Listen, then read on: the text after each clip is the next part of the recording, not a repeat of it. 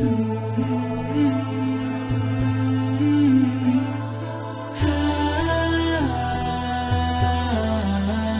वालेकुम नाजरीन, आप देख रहे हैं TMK उजाला में प्रोग्राम राह हिदायत। मैं हूं आपका मेज़बान मुफ्ती मोहम्मद कमर ज़िया।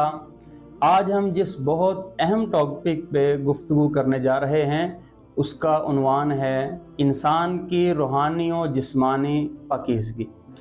कुरान करीम के अंदर अल्लाह ताला ने और अहादीस में नबी मुकर्रम सल्लल्लाहु अलैहि वसल्लम ने बड़ी अहमियत के साथ हमें सफाई के बारे में तरगीब दी है। अल्लाह ताला का इरशाद है, इन्नल्लाह युहिब्बुत तव्वाबीन व युहिब्बुल मुतत्तहिरीन, बेशक अल्लाह तौबा करने वालों को और पाक साफ रहने वालों को पसंद करते हैं। और नबी अलैहिस्सलातु वस्सलाम का इरशाद है, अत्तहूरु शत्रुल ईमान, ये जो पाकीज़गी है ये ईमान का एक आधा हिस्सा है। और इंसान को रूहानी और जिस्मानी दोनों तरह की पाकीज़गी ज़रूरी होती है। आप सल्लल्लाहु अलैहि वसल्लम ने जिस्मानी पाकीज़गी के हवाले से इरशाद फरमाया, ला तुक़बलु सलातुन बिगैर तहूरिन, कोई नमाज बगैर पाकीज़गी के इंसान की कबूल नहीं होती है। चाहे वो फ़राइज़ हो, सुनन हो, नवाफिल हो, कोई भी नमाज हो, जब तक इंसान पाकीज़गी की हालत में नहीं होगा उसकी नमाज कबूल नहीं की जाती है। और नबी अलैहिस्सलातु वस्सलाम ने गुस्ल के हवाले से इरशाद फरमाया, हक़्क़ुन अला कुल्लि मुस्लिमिन अन यग़्तसिला फ़ी कुल्लि सबअति अय्यामिन यौमन, कि हर इंसान पर लाजिम है कि कम अज़ कम हफ्ते में एक दिन ऐसा हो जिसके अंदर वो अपने जिस्म की और अपने कपड़ों की सफाई और सुथराई का ख्याल रखें। अब देखिए, मसलन वज़ू है उसको लाजिम करार दिया, और वज़ू के अंदर जो चार अज़ा जो है जिनका धोना फ़र्ज़ करार दिया है, अल्लाह का इरशाद है, अल्लाह ताला का इरशाद है, या अय्युहल्लज़ीना आमनू इज़ा क़ुमतुम इलस्सलाति फ़ग़सिलू वुजूहकुम व अयदियकुम इलल मराफ़िक़ि वम्सहू बिरुऊसिकुम व अर्जुलकुम इलल कअबैन, कि जब तुम नमाज के लिए उठो, नमाज का इरादा रखते हो, तो पहले अपने चेहरों को धो लिया करो, अपने बाजुओं को कोहने समेत दे लिया करो, अपने सर का मसा कर लिया करो और अपने पाँव को धो लिया करो। तो यानी नमाज के लिए इसको लाजिम करार दिया। और इसके स्टार्ट पे जब इंसान हाथ धोने के बाद कुली करता है तो प्यारे नबी सल्लल्लाहु अलैहि वसल्लम की सुन्नत है कि आप मिसवाक का एहतमाम करें। आपने फरमाया कि लौला अन अशुक्का अला उम्मती लअमरतुहुम बिस्सिवाक इंद कुल्लि वज़ूइन, कि मुझे अगर ज़्यादा मुशक्क़त का डर ना होता कि उम्मत मुशक्क़त में पड़ जाएगी तो मैं इनको हर वज़ू से पहले मिसवाक लाजिम करार दे देता। और फरमाया कि इसके फ़ायदे बहुत ज़्यादा हैं। अस्सिवाकु मतहरतुल लिलफ़म व मरज़ातुल लिर्रब, मिसवाक जो है ये आपके मुंह को पाक साफ़ कर देती है और इससे तुम्हारा रब खुश हो जाता है। इतने ज़्यादा इसके फ़ायदे हैं। और इसके अलावा जिस्मानी तहारत के अंदर इंसान के बाल हैं। हदीस मुबारक में फरमाया कि मन कान लहू शअरुन फलयुक्रिमहु, जिस बंदे के बाल हों उसे चाहिए कि इनको साफ सुथरा करके रखें। और एक शख्स को आप सल्लल्लाहु अलैहि वसल्लम ने देखा कि उसके बाल हैं लेकिन बिखरे हुए हैं, परागंदा हैं, तो आपने फरमाया कि क्या इसके पास कोई ऐसी चीज़ नहीं है जिससे अपने बालों को साफ सुथरा करें। तो इस तरह बाल इंसान रखे तो उसको साफ सुथरा करके, कंघी करके, तेल वगैरह लगा के। सहाबा किराम फरमाते हैं कि नबी अलैहिस्सलातु वस्सलाम जो इमामा के नीचे अपना एक कपड़ा रखते थे और वो तेल की वजह से इस तरह तर हो जाता था कि जैसे एक तेली का कपड़ा होता है, जैसे कोहलू वाले का कपड़ा होता है, इस तरह वो कपड़ा जो है वो तेल से आलूदा नजर आता था। मतलब यह है कि सफाई सुथराई, अपने बालों को भी साफ सुथरा रखें और आपके जो नाखून हैं वो भी कटे हुए हों, वो हद से बड़े हुए ना हों।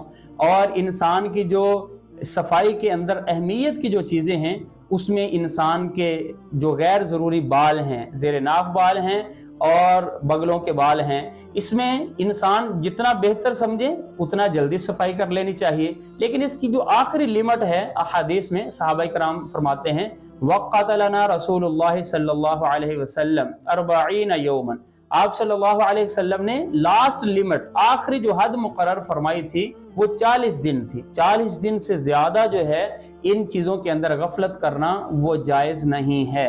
باقی جتنا جلدی ہو سکے انسان جو ہے وہ صفائی ستھرائی کا اہتمام کرے۔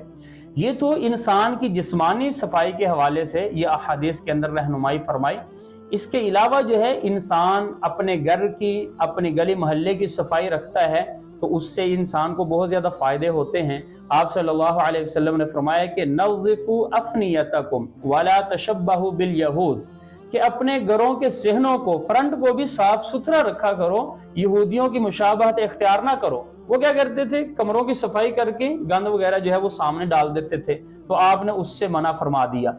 اور ایک حدیث میں فرمایا کہ اتقوا اللعانین، دو لعنت کرنے والی چیزوں سے بچو۔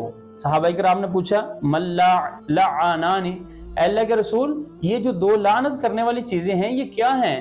تو آپ نے فرمایا کہ الذی یتخلی فی طریق الناس او ظلہم، کہ فرمایا جو لوگوں کے راستے میں یعنی گلی وغیرہ کے اندر گندگی کرتے ہیں، یا پھر ان کے جہاں سایہ حاصل کرنے کے لیے درخت وغیرہ کے نیچے لوگ بیٹھتے ہیں وہاں پر، یعنی جہاں عام درفت لوگوں کا آنا جانا ہو وہاں پر گندگی کرنا، گندگی پھیلانا، اس کو لعنت کا باعث قرار دیا گیا ہے۔ تو اس کے علاوہ انسان جب صفائی ستھرائی رکھتا ہے اس سے ایک تو بہت بڑا مقصد حاصل ہوتا ہے کہ اللہ کی رضا حاصل ہوتی ہے، اور دوسرا انسان کی جو طبیعت ہے اس کے اندر چستی آ جاتی ہے، سستی ختم ہو جاتی ہے، اور روحانی طور پر بھی انسان بہت ساری بیماریوں سے محفوظ ہو جاتا ہے۔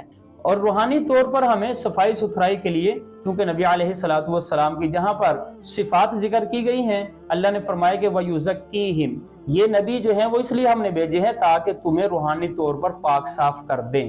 قد افلح من زکاها، انسان وہی بہترین ہے، کامیاب ہے جو اپنے آپ کو صاف ستھرا رکھتا ہے، یعنی روحانی طور پر بھی اور جسمانی طور پر بھی۔ اور حدیث مبارکہ میں فرمایا کہ ان القلوب تصدع، کہ دل جو ہے ان کے اندر بھی ایسے ہی زنگ لگتا ہے جیسے لوہے کو پانی لگنے سے زنگ لگ جاتا ہے۔ تو صحابہ کرام نے پوچھا کہ اللہ کے رسول یہ پھر دلوں کے زنگ کو دور کرنے کے لیے ہمیں کیا کرنا چاہیے؟ تو آپ نے دو چیزیں تجویز فرمائیں، ایک تو موت کی یاد اور دوسرا قرآن کریم کی تلاوت۔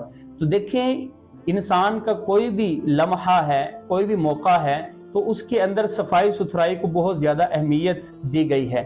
آپ صلی اللہ علیہ وسلم کے معمول کے بارے میں حضرت عائشہ فرماتی ہیں کہ آپ ہر نماز سے پہلے بھی مسواک کیا کرتے تھے، آپ جب گھر تشریف لاتے اس وقت بھی مسواک کیا کرتے تھے، صبح جب اٹھتے تھے تو اٹھنے کے بعد سب سے پہلا جو کام ہوتا تھا آپ صلی اللہ علیہ وسلم اپنے منہ کو پاک صاف کیا کرتے تھے۔ تو اگر ہم صفائی ستھرائی نہیں کریں گے اور جتنے اعمال ہم کرتے رہیں تو اس سے پھر اللہ تعالیٰ کے ہاں ہمیں وہ محبوبیت کا درجہ نہیں مل سکتا ہے۔ آپ صلی اللہ علیہ وسلم نے فرمایا کہ من اکل من هذه الشجرہ، جس کے منہ سے بدبو آ رہی ہے، اس نے کچا پیاز کھایا ہوا ہے، منہ سے بدبو آ رہی ہے، تو فرمایا کہ فلا یقربن مسجدنا، اسے چاہیے کہ ہماری مسجد کے قریب نہ آئے، یعنی اس کی جماعت کے ساتھ نماز پڑھنے کی ہمیں کوئی ضرورت نہیں ہے۔